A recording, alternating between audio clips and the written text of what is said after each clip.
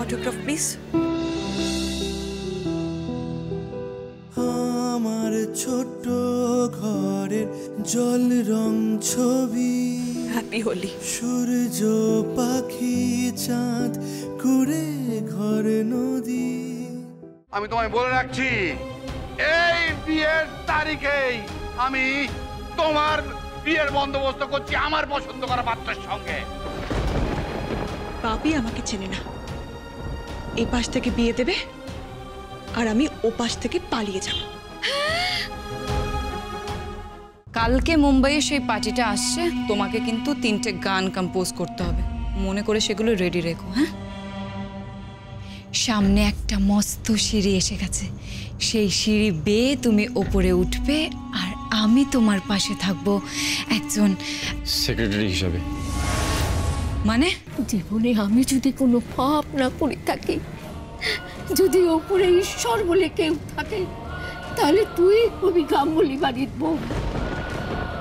আজ আমি তোকে কথা দিয়ে গেলাম, তুই ও বাড়ির ছোট নাতবো হবি হবি হবি, এটাই বিধির বিধান।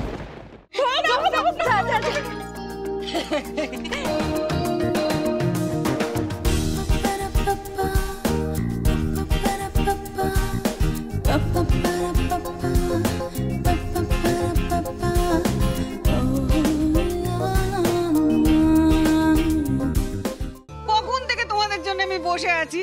আরে বাবা, আমি বললাম না একটু ওনার জল আর একটু ওনার মাটি এনে দিতে। আগে হ্যাঁ, সে আমি ড্রাইভারকে বলেই রেখেছি, আগে গিয়ে আপনার ওই গঙ্গা জল নিয়ে। ওনার নামটা মুখে নিচ্ছ কেন? হ্যাঁ, উনি আমার মাথায় থাকুন, দেখছো আমি নামটা মুখে নিচ্ছি না, তুমি কেন নিচ্ছ? হ্যাঁ, আচ্ছা শোনো শোনো শোনো, ওই একটু ওনার জল আর একটু ওনার মাটি এনে দাও, বুঝেছো? আগে ঠিক আছে। আর শোনো, ওনাকে তুলে এনে ওনাকে বেটে ওনাকে কপালে পরবো। হ্যাঁ, এ তো ডিটেকটিভ গল্প, মানে কি ওটা ধাঁধা ধাঁধা লাগছে না? হ্যাঁ, আমি তো তুই বুঝতে পারছি না। আমিও কিছু বুঝতে পারছি না দিদা, তুমি যেদিকে যাচ্ছ না, এ তো দেখছি গোয়েন্দা টোয়েন্দা লাগবে সব সমাধান করার জন্য। মানে এই তুই চুপ কর তো, বেশি বেশি কথা বলিস না। আরে গুরুজনদের অসম্মান করতে নেই, কিছু কিছু কথা না বুঝে নিতে হয়। তাও বটে, কথা কিছু কিছু বুঝে নিতে হয়। মানে ওনার জল আনতে হবে,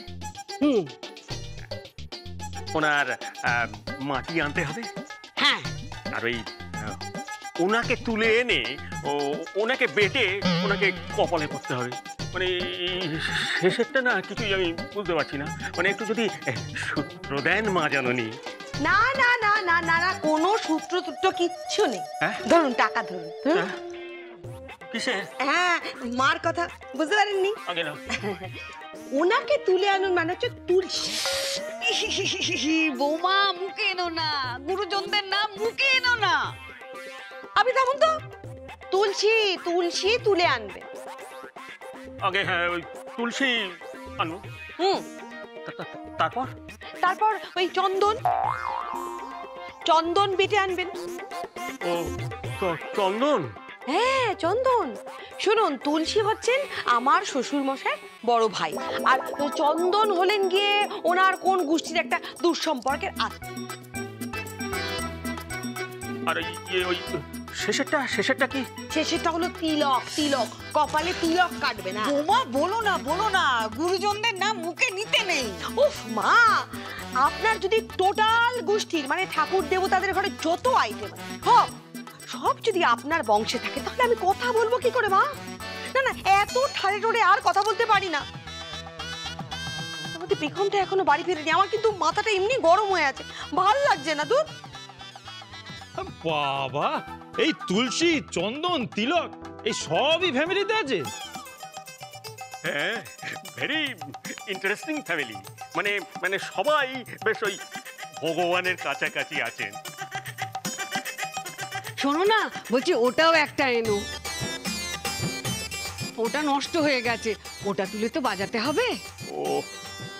ওইটা মানে ওইটা তুলে বাজাতে হবে মানে? ঘন্টা ঘন্টা ঘন্টা। ও আমার ভালোবাসা। আগে সিঁথিতে সিঁদুরটা তোলো, তারপর না হয় বলবে যে হৃদয় তোমার। ওই একই লগ্নে তোমারও বিয়ে, হ্যারিরও বিয়ে, তাই সিঁদুরটা সিঁথিতে আমার না পড়ে তোমার পড়বে? কিচ্ছু বলা যায় না, জানো তো? কার কপালে কি আছে কেউ তা জানে না। চলো কেকটা কাটি।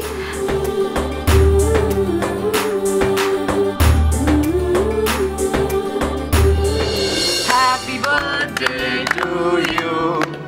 Happy birthday to you. 1 minute দাঁড়াও বাদ বাবু। এই সব কিছুর ভার আমি আমার 3 জামাইয়ের ওপর দিতে চাই। সব সিদ্ধান্ত তাহলে আপনিই নিচ্ছেন বৌঠান? আগে আমার মনে হতো যে সম্পত্তির বিষয়ে আপনার মায়া একটু কম, তো এখন মনে হচ্ছে সবটাই আপনার ভরং ছিল দাদার মন ভোলানোর জন্য। পুরমশাই, মায়ের সম্পর্কে এমন কথা বলা স্পর্ধা করবেন না আমার সামনে।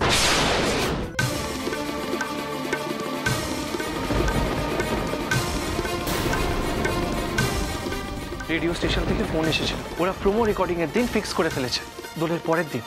আপনাকে স্টেশনে যেতে হবে। আপনি মাকে গঙ্গা স্নান, ব্রত বা যে কোনো একটা কারণ বলে পারমিশন নিয়ে নিন। মায়ের পায়ের আঙুল মন্দিরে নেই, তার মানে সাপেরা যে যে পথে গেছে সব কটা পথেই আমার পদধূলি পড়তে হবে। তবে তাই চল। काली काली महाकाली कालिके भयहारिणी काम मोक्ष दे देवी नारायणी नमस्तु। যারা আমাকে ব্যবহার করতে চাইলো তাদের জন্য ছুটে ছুটে গিয়ে প্রসাদ দিয়ে এলাম, আর আমার মা বোন তাদের মুখে একটু প্রসাদ তুলে দেবো নে। তাহলে আমি যাচ্ছি, তুই থাক মন্দিরে। ওনার হাতে আর বেশি সময় নেই। বাবা তুমি চাও তো আমি আমি ওই মেয়েটিকে বিয়ে করি? বেশ, আমি রাজি। সাহেবদের ক্লাবের সামনে ঘোরাঘুরি করা হচ্ছিল। এই রোকো,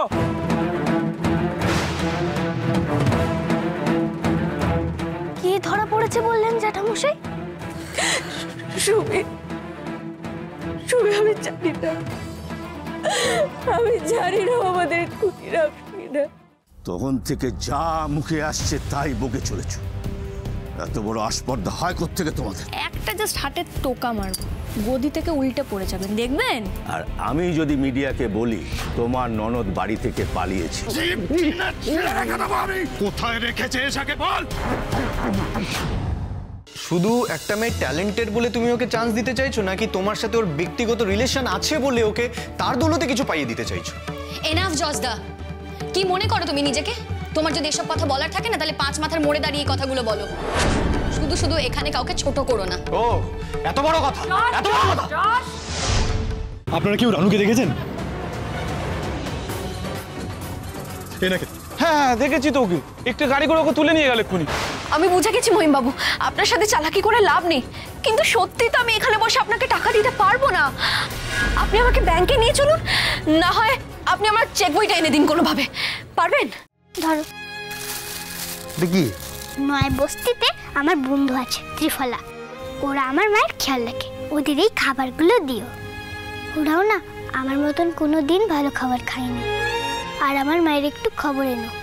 এতটুকু মেয়ের সবার দিকে খেয়াল। এই সব কিছুর ভার আমি আমার 3 জামাইয়ের ওপর দিতে চাই। সব সিদ্ধান্ত তাহলে আপনিই নিচ্ছেন বৌঠান?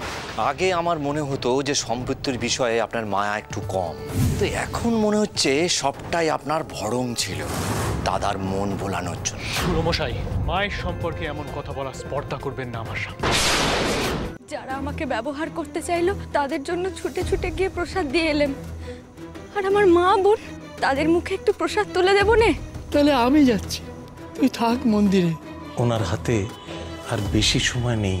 বাবা তুমি চাও তো আমি ওই মেয়েটিকে বিয়ে করি? বেশ, আমি রাজি। সাহেবদের ক্লাবের সামনে ঘোরাঘুরি করা হচ্ছিল। এই রোকো,